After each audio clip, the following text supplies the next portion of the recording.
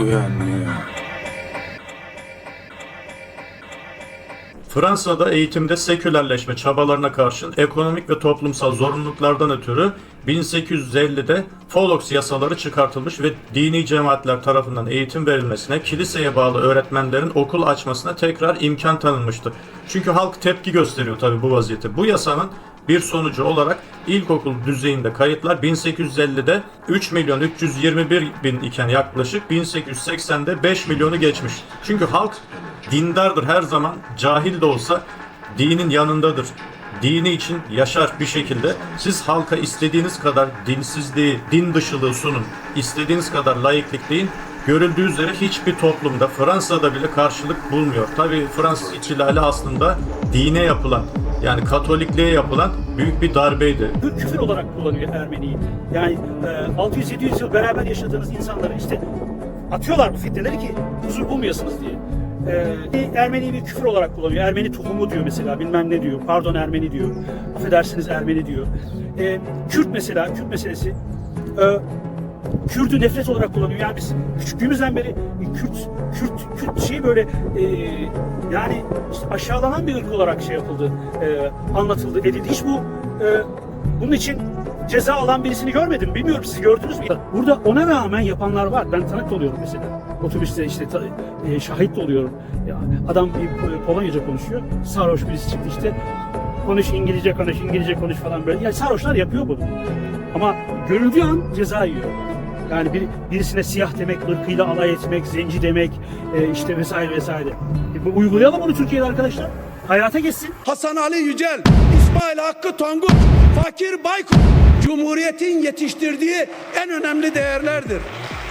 Bakın morfin ismini rüya tanrısı diye anılan Morpheus'tan alıyor. Buradan da şunu anlıyoruz ki Matrix filminde evangelizm, Hristiyanlık, Roma paganizmini çorba yapıp millete bir güzel içirmişler. Hayatın başlaması ve insanın ortaya çıkışı.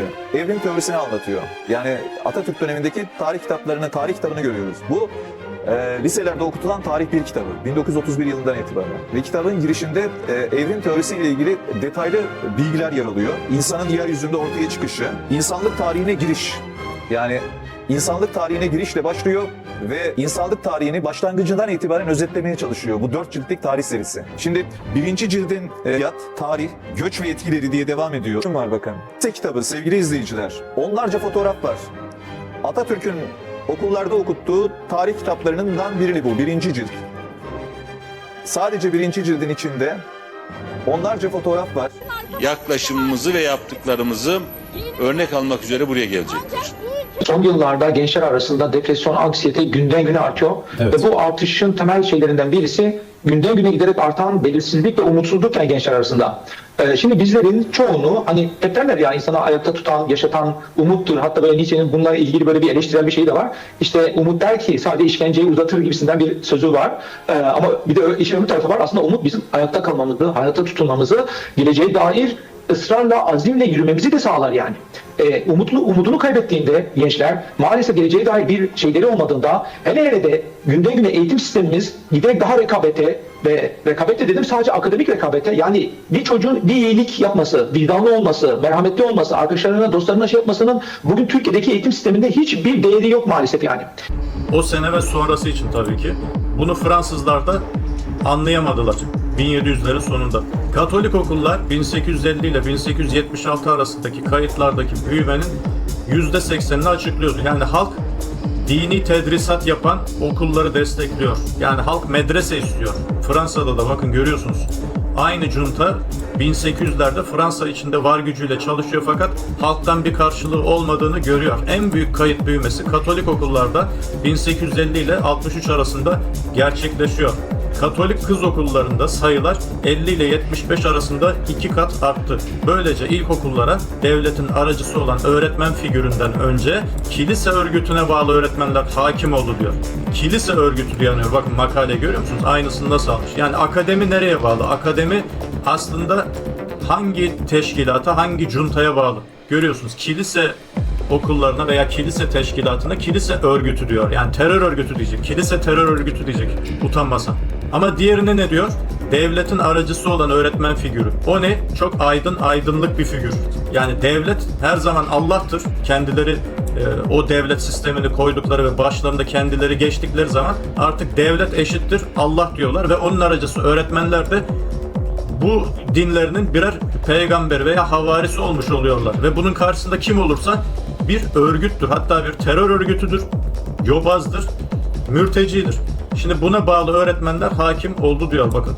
Tamamen bu şekilde almış. Üzerine hiçbir düzeltme, tekzip, bir edisyon yapmadan bu şekilde yayınlamış. Çünkü kendisi de aynı kafada. Aynı kafada olmak zorunda hissediyor veya.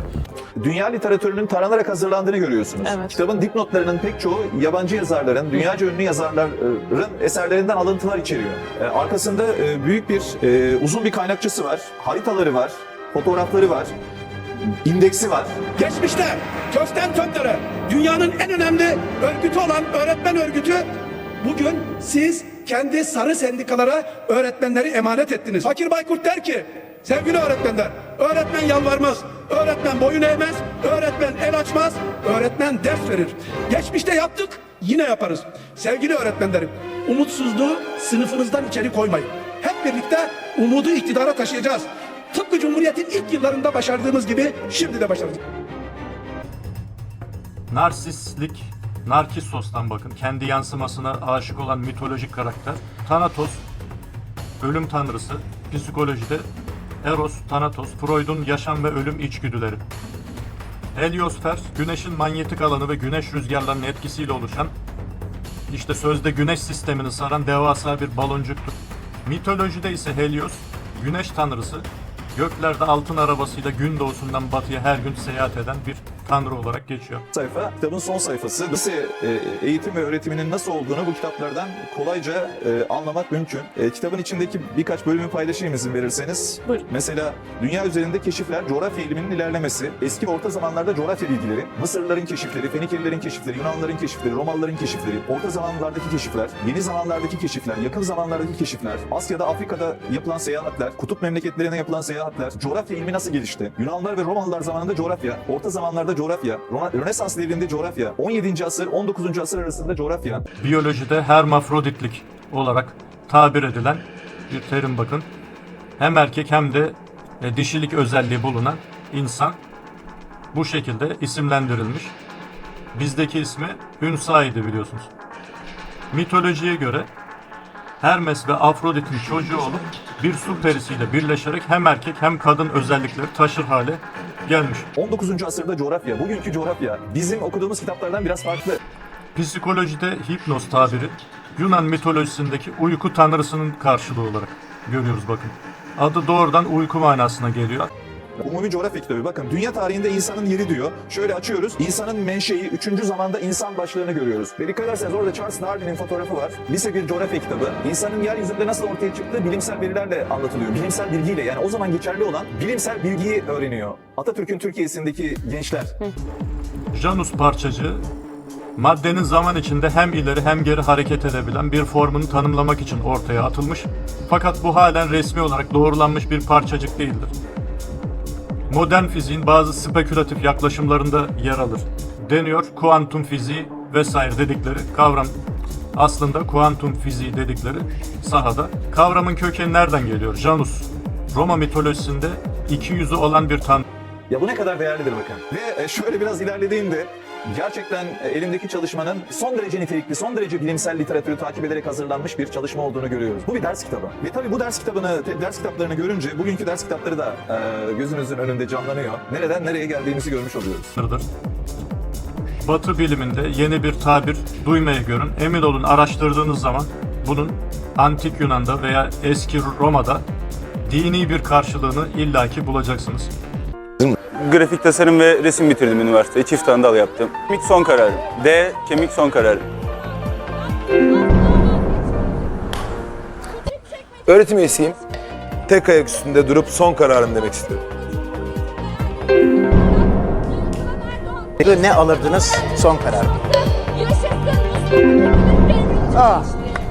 Yaşasın öğrenci, dayanışması. Üçüncü Cumhuriyet döneminde ilköğretim sistemini kuran ve ilerleten yöneticiler ve bakanlar iki yönelim gösteriyordu. Bunlardan biri pozitivist, diğeri protestan eğilimliydi. Jules Ferry pozitivizme bağlılığını bildirmişti. Cumhuriyet'in ilkokullarının başında ise geniş bir protestan grup vardı. Bu grubun liderleri olan Ferdinand Buisson ilköğretim müdürü olarak görev almıştı. Bundan önce eğitim bakanı olan François Guizot da protestandı. Dolayısıyla bu dönemin Cumhuriyetçi okul sistemini şekillendiren protestan kadronun, protestan biliyorsunuz sekülaritedir yani aslında. Klasik Hristiyanlıkla da bir bağı yoktur. Tamamen din dışılığı artık tevdi eder insanlar. Dolayısıyla bu dönemin tamamen din dışılığı, tamamen sekülariteyi, laisizmi insanlara empoze eder protestanlık. Türkiye'deki karşılığı 20. asırda hortlatılmak istenen Kur'aniyün veya Kur'an Müslümanlığı denen akımdır. Hindistan'da ve Batı Asya'da da bu yapılmaya çalışıldı. Dolayısıyla bu dönemin Cumhuriyetçi okul sistemini şekillendiren protestan kadronun öğrencilerin koyu renk önlük ve beyaz yakadan oluşan üniformalarını belirlerken İngiltere'nin protestan vakıf okullarının geleneklerinden etkilenmiş olması muhtemeldir.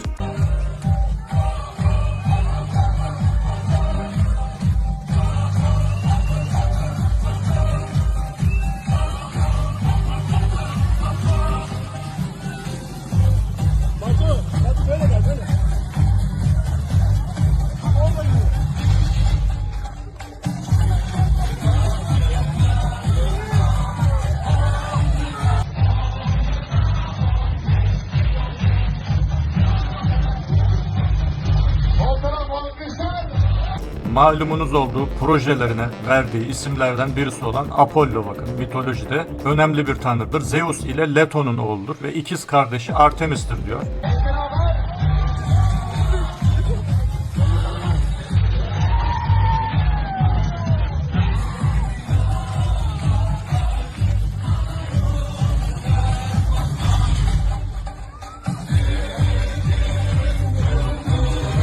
Askerlere okutulan bir ders kitabı. Askeri din dersleri. Askerler için din dersleri var. Ya onları da dinini doğru öğrensinler istiyor Cumhuriyet. Çünkü tarikatlar ve cemaatler tarafından kandırılmasınlar istiyor. Askeri din dersleri kitabı hazırlatmış Cumhuriyeti kuranlar. 1945 yılında yine askeri din kitabı hazırlanmış. Şöyle.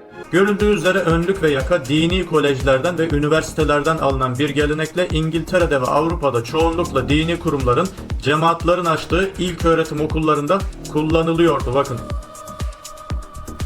İkinci Meşrutiyet döneminde ki bu da İttihat Terakki'nin bakın hakim olduğu bir döneme işaret ediyor. Yine tamamen klasik Osmanlı yönetimi yok yani.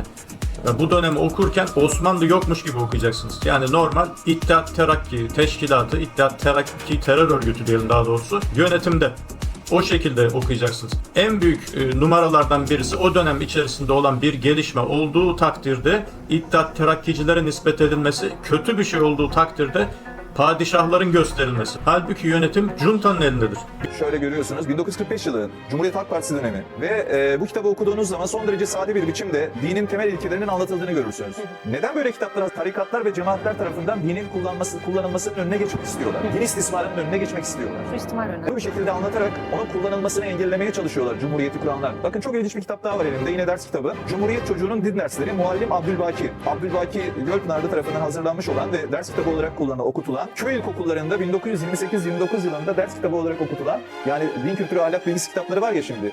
O zamanki ders kitabının adı din dersleri. Cumhuriyet çocuğunun din dersleri. Köy ilkokullarında okutuluyor bu kitaplar. Çok güzel bir şekilde İslam dini anlatılır. Hurafelerden uzak bir şekilde, sade bir şekilde, herkesin anlayacağı şekilde anlatılır İslam dini. Çünkü köy ilkokullarında din dersleri devam ediyor.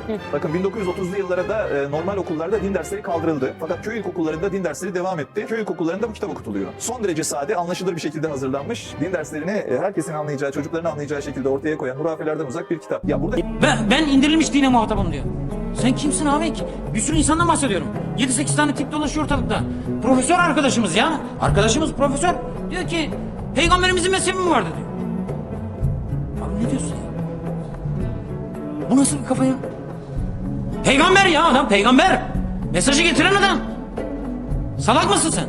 Salak mısın, asalak mısın, nesin yani? Başka bir şey misin? Gerçekten enteresan bir şey bu. Bakın, Batılılar 200 yıldır akademide 3 tane büyük proje geliştirdiler İslam dünyasında uygulanmak üzere. Onu uyguluyorlar. Birincisi Osmanlı'nın unutturulması. İkincisi, 200 yıldır bunu yapıyorlar. İkincisi, Gazali ile birlikte İslam düşüncesinin bittiği masalına yaygınlaştırılması.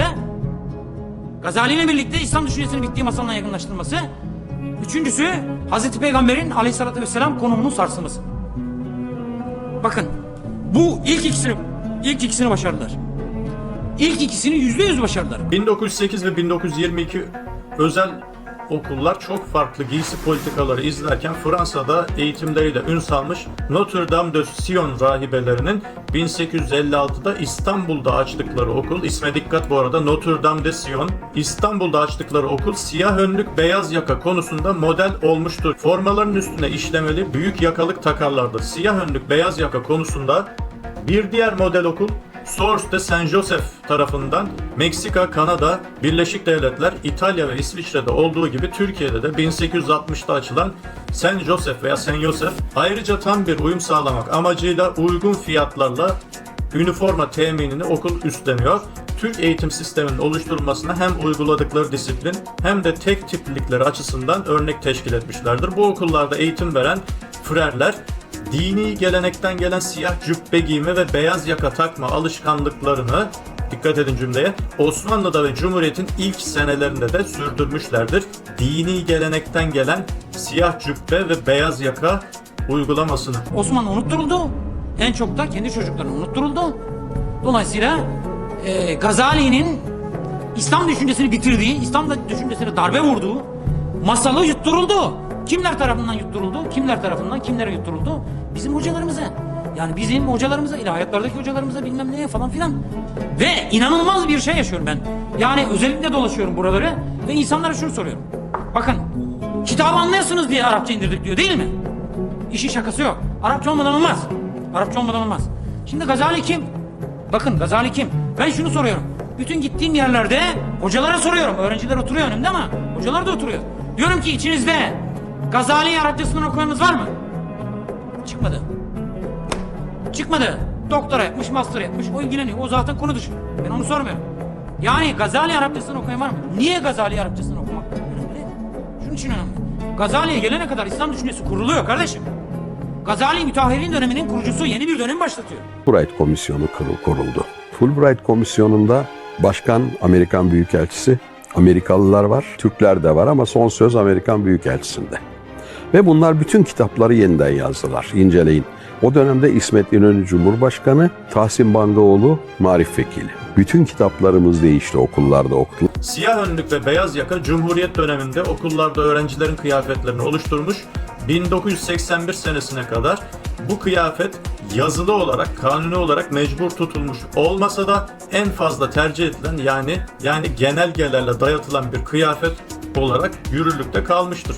1925'te çıkartılan resmi elbise talimatnamesi ile devlet görevlilerinin giysilerinde batılı yönde bir değişim yaşanmış. Özellikle giysilerdeki beyaz yakaya vurgu yapılmıştır.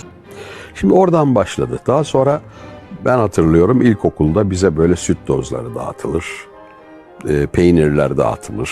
Gayet kötü şeylerdi bunlar. Amerikan yardımı diye. Bir de bir incecik bir plak vardı şöyle 45'lik, böyle çok da eğilip bükülebiliyordu. Orada bir albüm Amerika I Love You idi adı. Celal İnce galiba okuyordu. Amerika I Love You, sonsuza kadar Türklerle Amerikalılar beraberdir falan diye. Böyle bir penetrasyon oldu Türkiye'ye. Gördük. Eğitimle ilgili bir düzenleme yapmak bizim hakkımız değilmiş. İşte Fulbright Anlaşması. Fulbright Anlaşması en son kararı Amerikalılar veriyor. Amerikalı elçi veriyor. Beryl Parker 1934'te Türkiye'de 100 okulda yaptığı incelemeler sonucunda ilköğretim hakkında rapor vermiş ve bu raporda okul kıyafetleri üzerinde de durmuştur. Raporunda okul önlüklerinin siyah renk olarak seçilmesinin okul ortamını monotonlaştıran etkenlerden biri olduğunu ifade etmiştir. 1938 Eylül'ünde ilkokula başlayan Altan Öymen, öğrencilik yıllarında giyilen siyah önlük ve beyaz yakayı şöyle anlatıyor. O zamanki okul kıyafeti tüm devlet okullarında tek tipti. Siyah önlük, beyaz yaka Cumhuriyet okullarının sembolü olarak uzun süre öğrenciler tarafından giyilmiştir. Dün de konuştuklar, bir Osmanlıcayı sokamıyoruz. Bu kadar rezillik olur mu? Lan bugünden sonra Osmanlıca zorunlu ders bitti. Arapça ve Farsçayı tekrar alıyorum ben. Onlar olmadı arkadaşlar. Dinle ilgili falan söylemiyorum. Bu kültürle ilgili söylüyorum. Arapça, Farsça olmadan biz zaten söylüyoruz. Hiçbir şey diyemiyoruz. Hiçbir şey, hiç Farsça, bir Türkçe, Arapça. Adam tutmuş Kamal, 28 galiba, tutmuş Arapça, Farsçayı. Mekteplerden kaldırmış arkadaşlar ya. Yerine Latince getirmiş. Ne alakası ya? Ne alakası var? Latince'nin ne alakası var? Tamam, kültür olarak 3. 4. 5. ders olarak koy. Sen niye korkuyorsun abi Arapça, Farsçadan? Al işte İranlar çok akıllı insanlar. İranlar çok akıllı insanlar. Yani bizden zehir gibiler İranlılar. Dünyaya çıkın görün. Niye? Alfabesi değişmemiş çünkü. Alfabesi değişmemiş. Yakın zamanda doçent oldum. Hazır mıyız? Hazırım. Hayalleriniz. Çok uluslu bir şirkette satış yöneticisiydim. Mutfağa ilgili olduğumu da söylemiştim. Demiştim. C kağıt son karar. 8 yaşındayım. Bilkent Üniversitesi Moleküler Biyoloji ve Genetik mezunuyum. Avrupa Moleküler Biyoloji Laboratuvarlarında biyokimya üzerine doktoramı tamamladım. Cevap veriyorum. A. Uzay istasyonu son kararım. Cumhuriyet okullarının adeta sembolü olan siyah önlük ve beyaz yakanın dayandığı temelleri ortaya çıkarmaya amaçlayan bu çalışma, okul üniformaları üzerinde en fazla şekil verici etkiyi dini geleneğin yaptığını ortaya koymuştur. Bu araştırmada siyah önlük ve beyaz yakadan oluşan ilkokul üniformalarının temeli evvela üniversite öğrencileri, daha sonra da 16. asır Christ Church Hospital öğrencileri tarafından giyilen giysilere dayandırılmaktadır. Bu dünyada yanlış olan bir şeyler vardı. Ne olduğunu bilmiyordun ama hissediyordun. Beyninin içinde dolaşıp seni deli ediyordu. Seni bana getiren de işte bu his.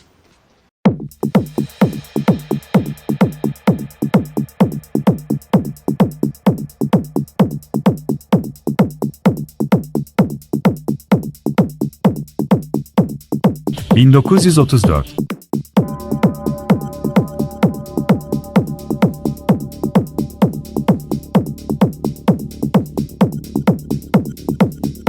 İçindeki fikir ve buyruklar Tevrat ve İncil'in yasalarına benzeyen, ayrıca Arapların ihtiyaçlarına uygun ahkamı ihtiva eden ve Muhammed tarafından düşünülerek Allah'a izafe ettirilen, bitik, idare, ahlak hukukunun tek kaynağı.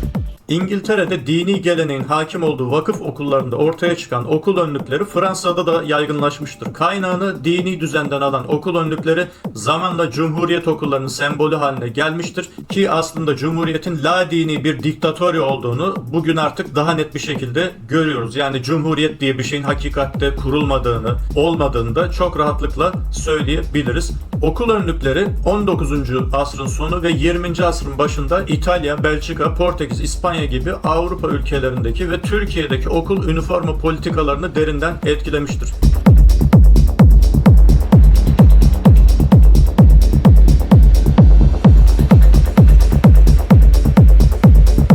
Muhammed, Medine'de doğan bir Arap inkılapçısı.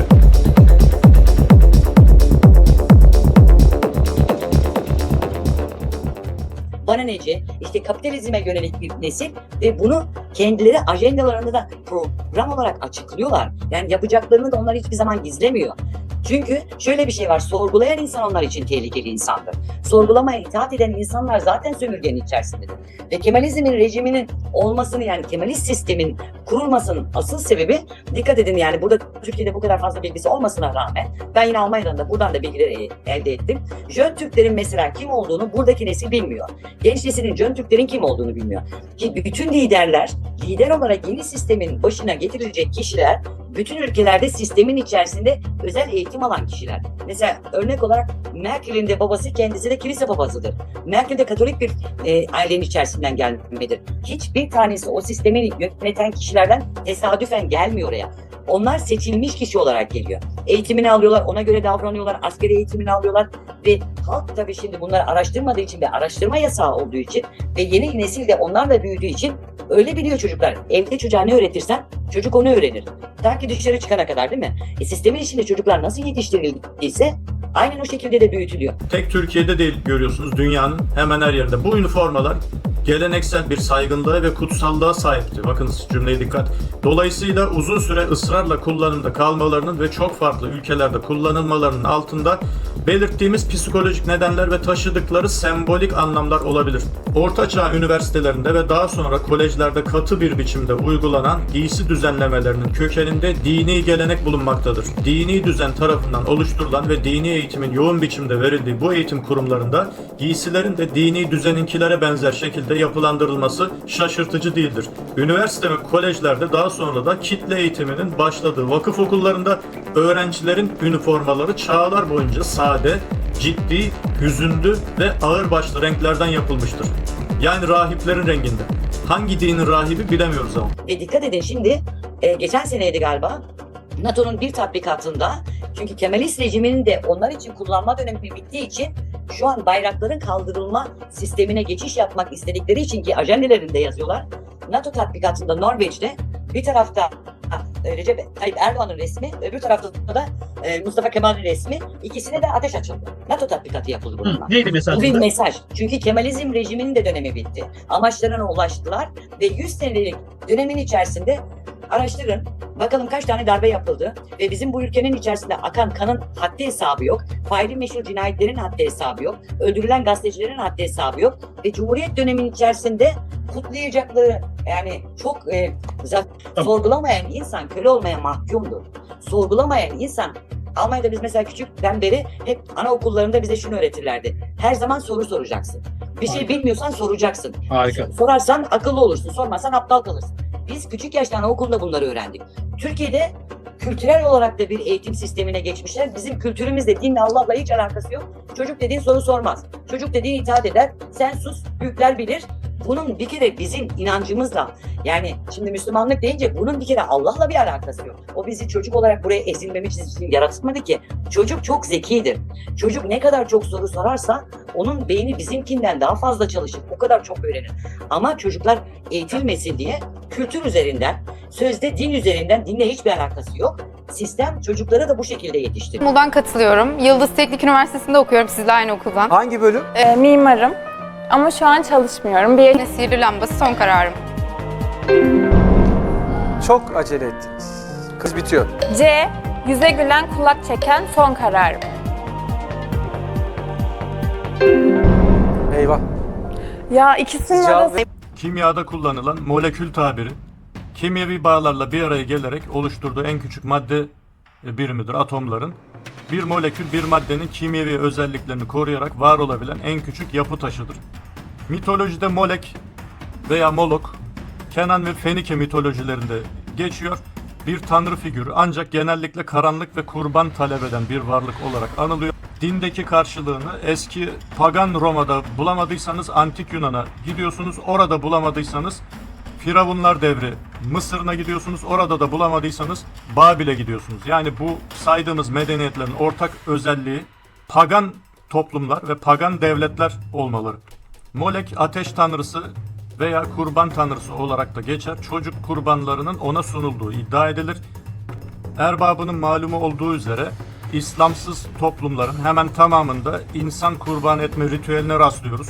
Bu Hititler olması, Sümerler olması, Frikler olması, Babil olması, eski Mısır, eski Roma veya Antik Yunan olması bir şey değiştirmiyor. Kendilerine çok ileri medeniyet, çok şunu bulmuş, bunu bulmuş, şöyle uygar yaşamış, böyle ileri, böyle gelişmiş olarak yaşamış diye tasvir edilen o tarih kitaplarında, o sanat tarihleri kitaplarında öve öve bitirilemeyen medeniyetler aslında çok sıradan bir şey olarak, kendi inançlarının bir gereği olarak insan kurban ediyorlardı.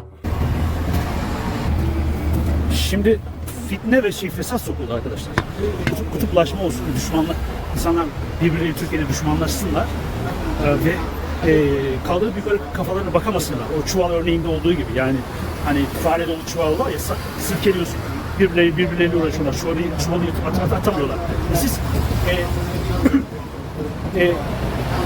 Kürtçeyi mesela niye şey yaptınız?